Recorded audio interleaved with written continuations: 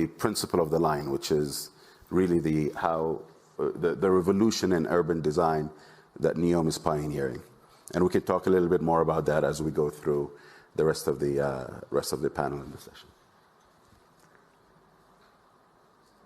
So when I'm looking at this, it's a grid infrastructure. Yeah, so basically the way it works is it's 170 kilometers long, 200 meters wide, 500 meters high. Wow. The height is from the sea level. So as you go inwards and the topography actually goes up, then the height of the actual building structure reduces until you get to the mountains where it actually, you no longer have a mirror line. The idea is about what we call zero gravity urbanism, which is not necessarily having to be linked and anchored to a ground. How can we think of cities that go vertical and not only horizontal? This has many benefits. It's 5 minutes walk from all of your needs.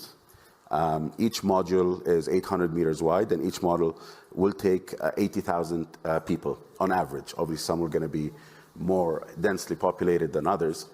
And when you do it this way, you're only 5 minutes walk away from your school, your hospital, supermarket.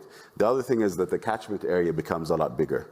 The catchment area for businesses becomes an 80,000 catchment area within a 5 minute walk, which, as you can understand, instead of opening many pharmacies or many stores, that one store will service a much bigger catchment area than it typically does in other cities that have, 15, 20,000 people in even dense cities, catchment areas like New York and London.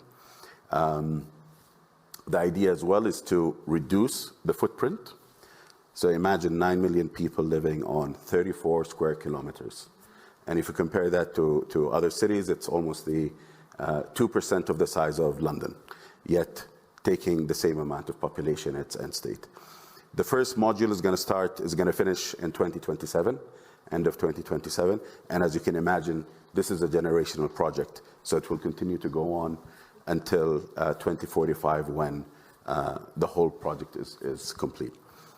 We think of this as not a start and an end. This is a city that is being built. So it's being designed forever. Yep. And hence the glass walls to give it its timeless appeal, as well as a integration with nature in a way like you would never see before.